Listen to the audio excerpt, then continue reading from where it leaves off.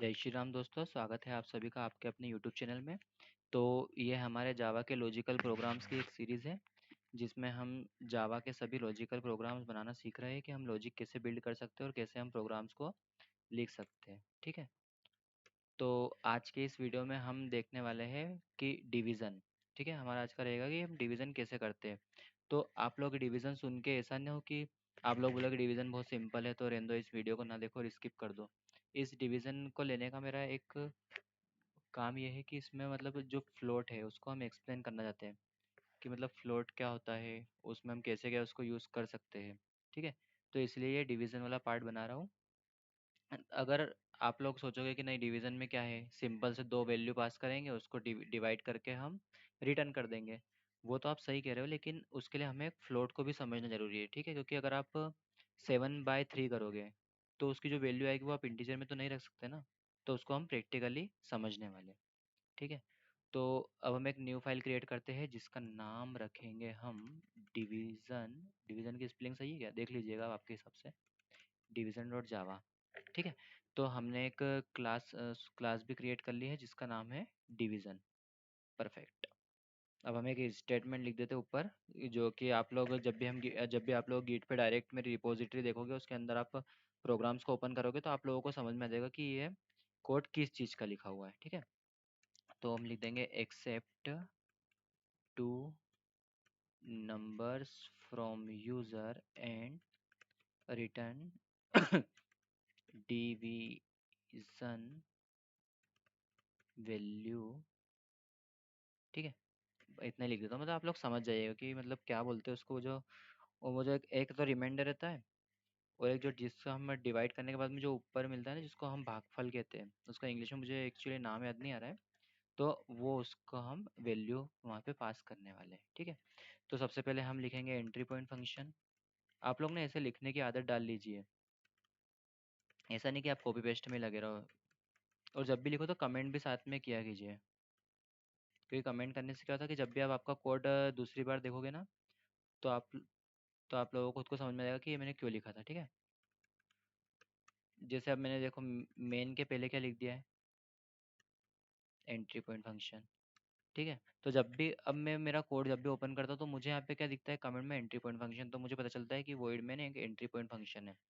तो अब मुझे इससे बार बार देख देख के याद हो जाता है कि वॉइड मैन जो है एंट्री पॉइंट फंक्शन है। तो जब भी कोई मुझसे पूछेगा कि भाई जावा में एंट्री पॉइंट फंक्शन क्या होता है, तो मैं तुरंत बता सकता हूँ ना, क्योंकि मैंने देखा हुआ है, कमेंट किया था, उसकी वजह से मुझे पता है कि एंट्री पॉइंट फंक्शन क्या होता है। अगर मैं कमेंट ही ना करूँ और सीधे बस लिखते रहो public void main, public static void main, तो फिर इससे मुझे पता ही नहीं चलेगा कि इसको एक एंट्री पॉइंट फंक्शन कहते हैं। ठीक है, इसलिए आप लोग ना कमेंट लिखने की आदत डाल लीजिए, और जहाँ पे भी आपको कुछ भी चीज़ कॉम्प्लेक्स लगे धीरे से वहाँ पे कमेंट डाल दो। अगर इंग्लिश नहीं आती तो हिंदी में लिखो कि आपने इस लाइन को क्यों लिखा है। ठीक है, और अगर आपने कहीं से उसको कॉपी किया है और उसका रेफरेंस कहीं और है, तो आप वहाँ पे वो भी लिख सकते हो कि मैंने इस वाली फाइल से या फिर इस वाली साइट से उसको कॉपी किया है और यहाँ पे उसका रेफरेंस है। ठीक, तो ये क्योंकि कोड आपके पास ही रहने वाला है, तो आप लोग उसमें कितनी भी कमेंट करो, कुछ भी करो, आपकी लैंग्वेज लिखो, हिंदी, इंग्लिश, मराठी, गुजराती, राजस्थानी, मतलब जो लिखनी वो लिखो, जब तक कोड आपके पास है। लेकिन जब आप प्रोडक्शन या डेवलपमेंट पे काम करोगे इंडस्ट्री में, जब भी आप कंपनी में प्रोजेक्ट बनाओगे, तो उसमें ऐसी कमेंट्स मत कीजिएगा। उसमें बस सिंपल से कमेंट करना कि आपने इस फंक्शन को क्यों लिखा है। जैसे मान लो आपने एक एडिशन का फंक्शन लिखा, तो उसके ऊपर लिख दीजिएगा कि फॉर एडिशन या टू एडिशन दिस नंबर, मतलब ऐसा कुछ भी आप लोग सिंपल सी एक कमेंट डालना। ऐसा नहीं कि मैंने 2 नंबर का एडिशन करने के लिए इस फंक्शन को लिखा है जो कि नंबर यहाँ से पास हो रहा है, मतलब इस टाइप से आप लोग मत लिखिएगा, क्योंकि वो थोड़ा बेड इफेक्ट पड़ता है, क्योंकि वो जो आपके कोड है वो क्लाइंट के पास भी जाते हैं और क्लाइंट भी उसका रिव्यू देखते हैं। ठीक है, तो इसलिए प्लीज़ ध्यान रखिएगा। तो अब हम स्टार्ट करते हैं। ठीक है, INO1, INO2 और INS। ठीक है, तो अभी हम एक सिंपल सा जैसे अभी तक लिखते आ रहे हैं ना वैसा ही लिखेंगे। फिर हम देखेंगे कि इसमें क्या गलती हो रही है हमसे। स्कैनर का एक ऑब्जेक्ट, मैं अभी देखें, मैं एक भी चीज़ नहीं समझाऊंगा, क्योंकि मैं हर वीडियो में समझाऊंगा तो फिर हमारा वीडियो लेंदी होंगे। ठीक है, इसलिए मैं ना फटाफट लिखूंगा। जिसको भी समझ में नहीं आ रहा है कि ये सीस आउट स्कैनर क्या है, तो वो मेरा पहले वीडियो देख लीजिएगा। ठीक है, इंटर फर्स्ट नंबर हमने यूज़र से एक नंबर लिया इनपुट में और उसको INO में स्टोर किया। ठीक है, ये देखिए मैं भी आप लोगों के सामने ही बिल्कुल टाइप कर रहा हूँ, नहीं तो आप लोग मैं क्या कर सकता था कि इस कोड को पूरा पहले से लिख के रखता, उसको कॉपी पेस्ट करता, लेकिन नहीं, मैं भी आप लोगों के सामने टाइप इसलिए कर रहा हूँ ताकि इससे क्या मेरी भी प्रैक्टिस होगी और आप लोगों को भी बार बार देख के ना आदत पड़ जाएगी कि इसको कैसे लिखते हैं, कैसे टाइप करते हैं। ठीक है, तो आप भी ऐसा फटाफट कोडिंग कर सकते हो। ये मैं इसलिए बोल रहा हूँ क्योंकि अगर आपको मान लो ये अभी तो VS कोड है, तो ये हमको एक्सटेंशन प्रोवाइड कर देता है कि हम कुछ भी लिखे तो वो ऑटोमेटिक सजेशन करके या फिर उसको कर देता है। लेकिन जब आप कंपनी में जाओगे तो वो आपको कोई सिस्टम प्रोवाइड नहीं करेंगे। मतलब मैं इंटरव्यू देने की बात कर रहा हूँ, नहीं तो आप सोचोगे कि जॉब पे जाओगे ना सिस्टम प्रोवाइड नहीं करेंगे, तो प्रोजेक्ट कहाँ करोगे फिर यार। ठीक है, आप शक्तिमान तो हो नहीं कि मतलब उड़ उड़ के प्रोजेक्ट कर दोगे या कुछ भी कर दोगे। ठीक है, तो जब आप इंटरव्यू देने जाओगे तब आपको एक सिंपल सा एक पेपर देंगे और एक पेन देंगे और आपको कहेंगे कि मुझे पेलिंड्रोम नंबर का एक फंक्शन लिख के दिखाओ या फिर लॉजिक लिख के दिखाओ। ठीक है, बिजनेस लॉजिक, जो कि हम ऊपर एक क्लास क्रिएट करते हैं उसमें लिखते हैं बिजनेस लॉजिक। ठीक है, तो वो ऐसा बोलेंगे या फिर आपको बोलेंगे कि फिबोनाची सीरीज क्या होती है उसका हमको एक बिजनेस लॉजिक लिख के दिखाओ। तो वो आप लोग उसमें फिर उलझ जाओगे क्योंकि आप लोगों को तो आदत है एक्सटेंशन की कि ऑटोमेटिक सजेस्ट करेगा, हम लिखते जाएंगे या फिर कॉपी पेस्ट करेंगे। इसलिए खुद से टाइप करो, लॉजिक खुद बनाओ और उसको लिखना कैसे वो भी खुद लिखो। ठीक है, कहीं से कॉपी पेस्ट मत करो। और हाँ, जहाँ पर आपको ज़्यादा ही प्रॉब्लम आ रही है वो कॉपी पेस्ट करो, कोई प्रॉब्लम नहीं है, लेकिन हाँ, कॉपी पेस्ट करने के बाद उसकी प्रैक्टिस करो, उसको अच्छे से समझो कि उसने यहाँ पे ऐसा क्यों किया है और ये ना करे तो क्या होगा। ठीक है, मतलब दो चीज़ें आपको देखनी है, क्यों किया है और ना करे तो क्या होगा। आपको दोनों वे में जाना है। ठीक है, क्योंकि कभी कभी ऐसा होता है कि आप लोग कुछ लिख देते हो और फिर अगर आप उसको नहीं भी लिखो तो भी आपका वर्क हो रहा है, लेकिन आपने लिख दिया है। तो इसलिए आप लोगों को ना चेक करना होता है कि इसको हमने क्यों लिखा है, और नहीं लिखेंगे तो कुछ फर्क तो नहीं पड़ेगा। ठीक है, तो उससे क्या होता है हमारे कोड की कॉम्प्लेक्सिटी भी कम होती है, लाइन ऑफ कोड भी कम होता है। अगर हमने बिना मतलब जिसका हमको यूज़ ही नहीं वो भी लाइन लिख दी तो उसका क्या मतलब है। जैसे देखो, अब मैंने यहाँ पे लिख दिया इंट INO3। अब मैंने कहीं से मान लो कोड कॉपी पेस्ट करा, उसमें उसने ऐसा लिख रखा था। अब उसको मान लो कि उसको INO3 का यूज़ होगा कहीं पे, लेकिन हमको नहीं है। ठीक है, अब मैंने सिंपल सा बोला हमको INO3 का यूज़ ही नहीं है तो क्यों लिखूँ मैं, हमारा फालतू में एक मतलब मेमोरी वेस्ट हो रही है ना हमारी। तो इसलिए हम उसको हटा देंगे और लाइन ऑफ कोड भी बढ़ रहा था हमारा। तो आप भी ऐसा ही कीजिएगा कि आप कहीं से भी कॉपी पेस्ट करो तो पहले देखना कि वो क्यों लिखा है, और अगर नहीं लिखोगे तो कुछ फ़र्क होगा क्या हमारे कोड पे, और अगर नहीं हो रहा है फ़र्क तो उसको बेझिझक ही हटा दीजिए बिल्कुल। ठीक है, 1 मिनट, थोड़ा डिस्टर्बेंस हो रहा है।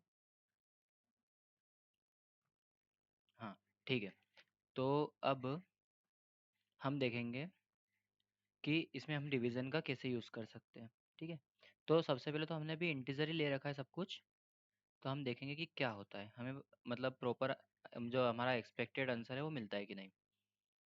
ठीक है, तो अब मैंने लिखा IANS इक्वल्स टू, हम एक काम करेंगे, डायरेक्ट क्लास क्रिएट कर लेते हैं, क्योंकि बार बार वो एक्सप्लेन करूँगा तो हमारा वीडियो ज़्यादा बड़ा बड़ा होगा। ठीक है, मैं मैथ्स नाम की ही क्लास बनाऊँगा बार बार, ये क्या हो गया, क्लास मैथ्स।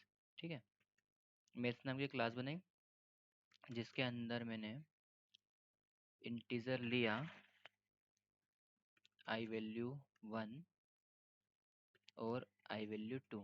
ठीक है, तो मैंने दो एक लोकल वेरिएबल ले लिए, फिर मैं एक कंस्ट्रक्टर क्रिएट करूँगा पब्लिक मैथ्स INO1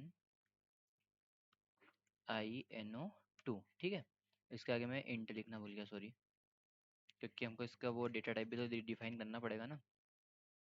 फिर उसके बाद में this dot I value 1 equals to INO1 और INO2 और इधर I वैल्यू 2। ठीक है, तो हमने इसको वैल्यू भी असाइन कर दी।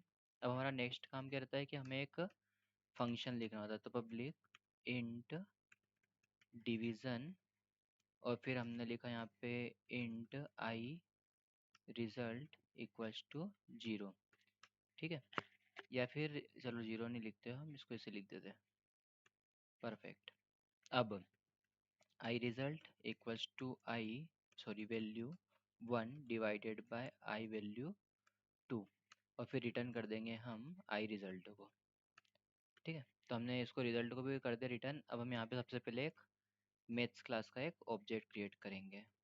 तो हमने एक ऑब्जेक्ट क्रिएट किया न्यू मैथ्स और उसको हमने INO1 और INO2 पास कर दिया। परफेक्ट। अब एम के थ्रू हम डिवीज़न को कॉल करेंगे, फिर जो भी आंसर आएगा उसको हम system dot out dot println में प्रिंट कर देंगे। डिवीज़न इज, और यहाँ पे हम कॉन्केटिनेट करके IANS कर देंगे। ठीक है, अभी मैंने कोड तो जल्दी जल्दी लिख दिया है। ठीक है, आप भी ऐसी प्रैक्टिस कर लीजिएगा तो आप लोग भी फटाफट इसको लिख सकते हैं। अब हम देखते हैं कि इसमें कुछ एरर आती है या फिर हमारा अनएक्सपेक्टेड आंसर आएगा। ठीक है, तो इसको मैं थोड़ा छोटा कर लेता हूँ और इधर साइड में रख देता हूँ। अब हम करेंगे इसको जावा के कंपाइलर से कंपाइल। जावा कंपाइलर में इसलिए बोलता हूँ कि हम जावा सी, अगर हम डायरेक्ट जावा लिख देंगे तो वो एरर देगा। ठीक है, इसलिए मैं जावा का कंपाइलर बोलता हूँ ताकि आप लोगों को याद रहे कि जावा सी लिखना है हमको वहाँ पे। परफेक्ट। अब फिर हम जावा के कंपाइलर से मतलब हटा के इसको इंटरप्रेटर करेंगे। तो जावा का इंटरप्रेटर जावा खुद है। ठीक है, ये सारा मैंने आपको बेसिक वाली सीरीज़ में एक्सप्लेन कर दिया है, जिसमें मैंने कंसेप्ट क्लियर किया है, तो वो देख लीजिएगा। ठीक है, डिस्क्रिप्शन बॉक्स में भी लिंक है और आई बटन पे भी उसकी लिंक है। इंटर किया फर्स्ट नंबर। अब मैंने फर्स्ट नंबर डाला 10 और सेकंड नंबर डाला 2। एक्सपेक्टेड आंसर 5 था और हमें 5 मिला। ठीक है, तभी तो सिंपल था। अब मैं डालूंगा 7 और डालूंगा 3, तो हमें एक्सपेक्टेड आंसर क्या है? 2.33 समथिंग। ठीक है, अब देखते हैं 2 आया। ठीक है, अब ये 2 क्यों आया? क्योंकि हमने इंटीजर लिया है, हर जगह हमने इंटीजर लिया, इसीलिए यहाँ पे 2 आया। ठीक है, अब हम यहाँ पे 1 मिनट, यहाँ पे स्पेलिंग मिस्टेक थी। ठीक है, इसको तो कर लिया सही। अब यहाँ पे मैं लूँगा फ्लोट, क्योंकि जो हमारा आंसर है वो फ्लोट में आएगा। ठीक है, जैसे मैंने देखो फ्लोट लिया था, अभी मैंने वेरिएबल के नेम में भी एफ लिख दिया ताकि मुझे नीचे समझ में आए कि ये फ्लोट टाइप का वेरिएबल है। ठीक है, तो मैंने यहाँ पे फ्लोट लिख दिया। परफेक्ट। अब जो भी वैल्यू आएगी वो फ्लोट आनी चाहिए, लेकिन यहाँ पर रिटर्न तो इंटीजर कर रहा है तो इसको भी फ्लोट करो। ठीक है, और जब भी वैल्यू 1 डिवाइडेड बाय वैल्यू 2 होगी तो वो फ्लोट वैल्यू हो सकती है, तो इसको भी लेने के लिए हमें फ्लोट वेरिएबल चाहिए, तो इसका भी डेटा टाइप फ्लोट होना चाहिए। अब देखते हैं अब क्या आंसर आता है। इसको कंपाइल किया, रन किया, अब फिर हमने 7 डाला और 2 डाला। ठीक है, आंसर क्या है? 3.0। अभी भी कुछ गड़बड़ है क्या? देखते हैं, कुछ प्रॉब्लम है अभी इसमें। 7 डाला, 3 डाला, 2.0। ठीक है, तो ये ऐसा क्यों आ रहा है? इसका कुछ रीज़न हम देखते हैं, 1 मिनट समझते हैं। कहीं तो कुछ गड़बड़ हो रही है। एम डिवीज़न में किया इसको, यहाँ से इसको पास किया, इंटीजर पास किया, इंटीजर पास किया। ठीक है, यहाँ से 7 गया और 7 के साथ साथ यहाँ पे 2 भी गया। ठीक है, फिर यहाँ पे जाने के बाद में 2 7 3, 2 3 जा 7।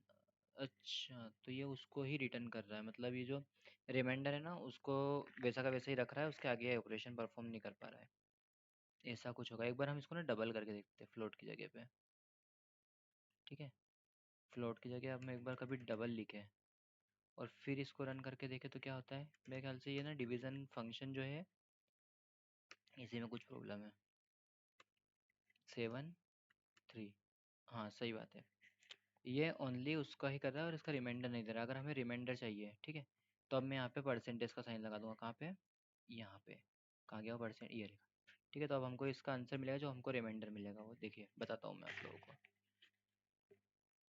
ये अब जैसे आप 7 को 3 से डिवाइड करोगे तो रिमाइंडर 1 रहता है, तो 1 आएगा। ये देखिए 1.0, क्योंकि हमने डबल लिया है इसलिए 1.0 आ रहा है।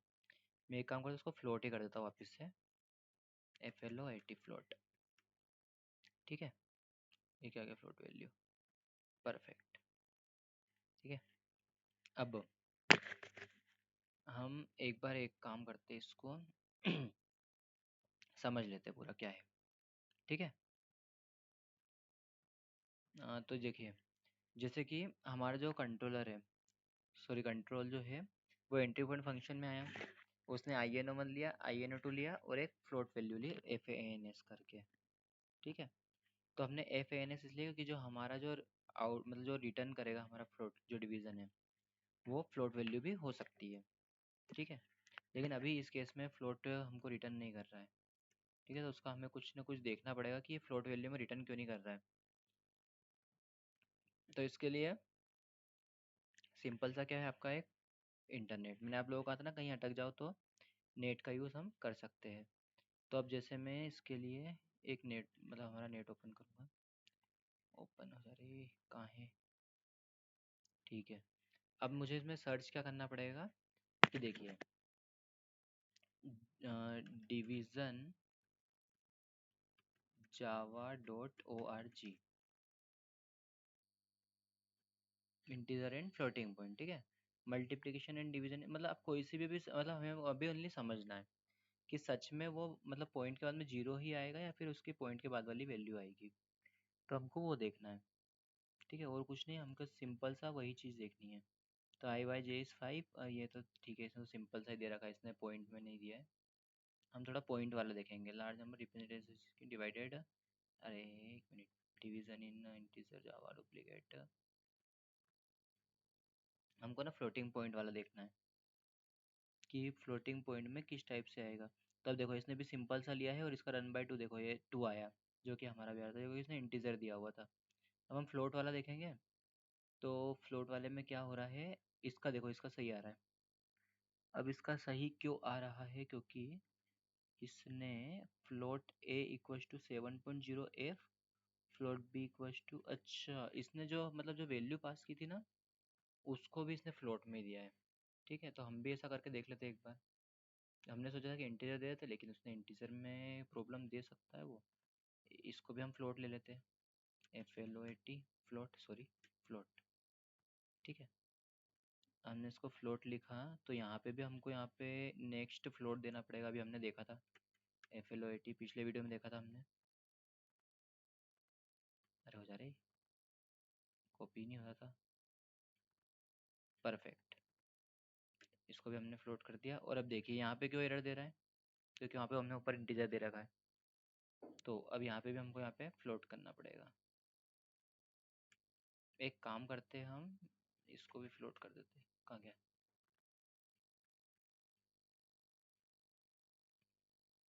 ये सब दूरी, अरे सॉरी, इसको इसको इसको इसको हमको इन सबको फ्लोट करना है, FLOAT फ्लोट, परफेक्ट, ठीक है। अब हमने हमारे प्रोग्राम में जितना भी था ना सबको फ्लोट कर दिया, जो यूज़र से हम वैल्यू ले रहे हैं ना उसको भी हमने फ्लोट में कन्वर्ट कर दिया। अब देखते हैं अभी भी सेम आउटपुट आ रहा है या फिर अब कुछ बेटर हुआ है। 7/3, ये देखिए, परफेक्ट। मतलब हम बस गलती उसमें वो कर रहे थे कि जो हम वैल्यू पास कर रहे थे या फिर यूज़र से हम जो वैल्यू ले रहे थे उसको हम इंटीजर में ले रहे थे, ठीक है। तो जो हमारा कंपाइलर जो है वो उस इंटीजर वैल्यू का जो रिजल्ट आ रहा था उसमें भी हमें इंटीजर वैल्यू दे रहा था, वो दे तो रहा था 2.0, लेकिन वो जो मतलब पॉइंट के बाद वाली चीज़ जो है ना उसको वो जीरो इसलिए रख रहा था क्योंकि हमारा जो हमने वेरिएबल लिए थे यूज़र से जो वैल्यू ली थी ना उसको हमने इंटीजर में किया था, इसलिए प्रॉब्लम आ रही थी। तो अब इसमें हमको देखो, अब हमने किया, अब आप लोगों को क्या लग रहा था कि डिवीज़न वाला बहुत सिंपल है, डिवाइड करना है, ठीक है। तो इसलिए मैंने आप लोगों को बताया था कि इस वीडियो को स्किप मत करना, क्योंकि इसमें प्रॉब्लम्स आती है। अब मैंने भी किया देखो, तो आप लोगों के सामने किया तो मुझे भी देखो इसमें प्रॉब्लम आई। मैंने इंटीजर ले लिया था, तो इंटीजर को हमें फ्लोट करना पड़ा बाद में, वो भी कैसे किया हमने, नेट पे देखा, ठीक है। तो आप नेट का यूज़ तभी कीजिए जब आपको ज़रूरत हो, ठीक है। अब देखो मैंने नेट से यूज़ तो किया, लेकिन मैंने कॉपी पेस्ट नहीं किया, मैंने उसको समझा कि इसने जो वेरिएबल है वो फ्लोट में लिए थे, ठीक है। तो हमने उसको समझा और फिर किया, नहीं तो मैं चाहता तो क्या करता, मैं नेट पे डाल देता डिवी how to division into in Java, या फिर चैट जीपीटी ओपन करता और तो मेरा कोड कॉपी करके वहाँ पेस्ट करता, वो उसको सही करके दे देता। लेकिन हमको ऐसी मतलब गलत आदत नहीं डालनी है, हमको खुद से लिखने की कोशिश करनी, जिससे कि हमारी प्रैक्टिस अच्छी हो सके, ठीक है। क्योंकि ऐसे तो हर कोई चैट जीपीटी से पूछ लेगा या फिर नेट पे डाल के कॉपी पेस्ट कर लेगा, हमको वो आदत नहीं डालनी, ठीक है। तो ये डिवीज़न का यही एक मतलब मेन उद्देश्य था कि आप लोग इसको अच्छे से समझ जाए कि फ्लोट वैल्यू कैसे होती है और हम उसको कैसे यूज़ करते हैं, ठीक है। और फ्लोट का यूज़ कब किया जाता है आप लोग समझ गए होंगे, जब भी हमको कोई डेसिमल के बाद में जब भी कुछ रिमेनिंग होता है, जैसे डेसिमल के बाद अगर जीरो हो तो वो तो हम सिंपल हम इंटीजर भी ले सकते हैं, लेकिन जहाँ पे डेसिमल के बाद भी वैल्यू आ सकती है उसके लिए हम फ्लोट का यूज़ करते हैं, ठीक है। तो अब नेक्स्ट वीडियो में हम लोग, चलो ये मतलब इसको एडिशन सब्सट्रैक्शन मल्टीप्लिकेशन डिवीजन तो हो गया हमारा, और जो रिमाइंडर वाला था वो भी हमने इसमें देख लिया था। रिमाइंडर के लिए कुछ नहीं, बस यहाँ पे स्लेश की जगह आपको परसेंटेज का साइन डालना पड़ता है, ठीक है। तो वो भी हमारा हो ही गया है। तो अब नेक्स्ट वीडियो से हम स्टेटमेंट सीखेंगे, ठीक है। इफ एल्स स्टेटमेंट जो होते हैं ना, जो कंडीशनल बोलते हैं जिनको, वो देखेंगे हम, ठीक है। तो फ्रेंड्स, वीडियो को ज़्यादा से ज़्यादा शेयर कीजिए, लाइक कीजिए और चैनल को सब्सक्राइब कीजिए। धन्यवाद।